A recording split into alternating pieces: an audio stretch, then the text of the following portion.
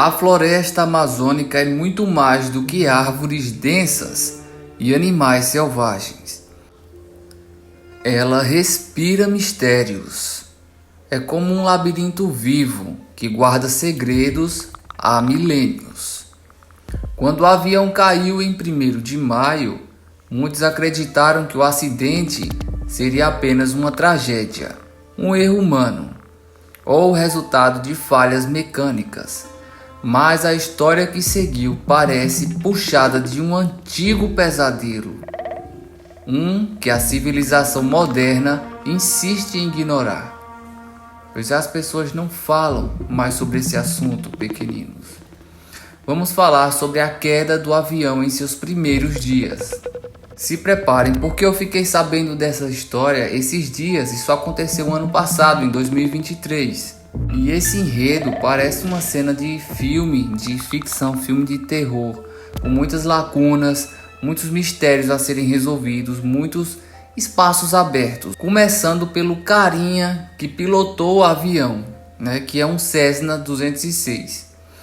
Este piloto, nos primeiros dias da queda, ele já tinha sobrevivido a um acidente antes.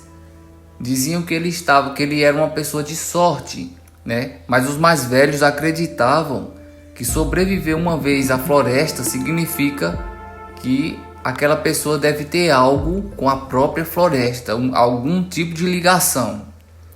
Quando o avião despencou do céu, foi como se a selva já soubesse o que ia acontecer. Por algum motivo as crianças escaparam, mas o ambiente parecia vivo, como se estivesse observando para cada um deles. A floresta meio que começou a sussurrar para as crianças. Leslie era a mais velha e sabia o que significavam esses sussurros.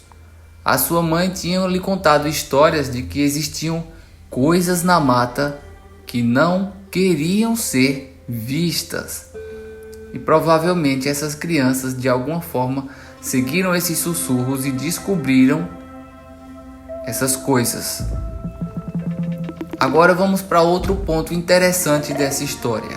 Os guardiões do submundo, do subterrâneo, melhor assim dizendo. Povos antigos falavam de seres que vivem abaixo da floresta, nos túneis e cavernas. Esses povos antigos são os xamãs que até hoje moram lá, tá, pequeninos? E estes seres, meio lenda, meio realidade, são conhecidos por levar crianças e aqueles que se perdem nas matas. Eles não querem apenas carne, mas algo além disso.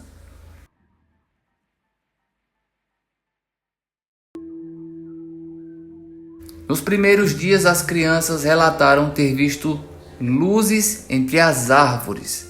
E não era fogo, nem estrelas. Leslie começou a se esconder durante a noite, convencida de que tinha algo perseguindo elas. O passado não foi nada bom para essas crianças. Antes do acidente, a mãe delas, Magdalena, estava fugindo. Leslie sabia o motivo. Era o padrasto. Era um homem violento que havia feito algo terrível. Ele atingiu violentamente sua mãe com um facão. Ela viu isso. Magdalena ficou traumatizada, Tentou escapar, mas de alguma forma o destino ou a floresta não permitiram. Quando o avião caiu, Leslie viu isso como um castigo, uma prova. Sobreviver seria a única forma de se redimir. Ela ainda era uma criança. Ainda é, que no caso foi ano passado. Aí a partir daqui começam os fenômenos estranhos. Conforme os dias iam passando, tem até série na Netflix sobre esse ocorrido. Se vocês quiserem assistir, provavelmente estará lá ainda. Coisas inexplicáveis começaram a acontecer com o grupo que estava no resgate, principalmente no 29º dia, onde Henry, que era um dos líderes de uma das equipes, adoeceu repentinamente, assim, de uma hora para outra. Começou a ficar com febre, teve delírios, estava sonhando que era perseguido por uma criatura com olhos brilhantes, até que o xamã local foi consultado e o que ele disse foi aterrador. Ele disse o seguinte: vocês despertaram o guardião da mata. Segundo ele, essa entidade protege os segredos do mundo natural. O seu grupo tentou continuar, mas começaram a perder as coisas. As armas simplesmente desapareceram. Nenhum som foi ouvido, mas quando eles olharam, estavam desarmados. Alguns soldados ficaram catatônicos, como se estivessem sido hipnotizados. Um dos cachorros, o cachorro Wilson e o Mambi, entre os mistérios estava o Wilson, o cachorro que ajudava nas buscas, o cachorro do exército. Ele encontrou rastros, pegadas e abrigos, mas em um certo momento ele simplesmente desapareceu sem deixar nenhum vestígio. Muitos dizem que ele seguiu um cheiro que não deveria. Os xamãs usaram Mambi, uma pasta feita de folhas de coca, que eles dizem que silencia a mente e permite ouvir os segredos da floresta.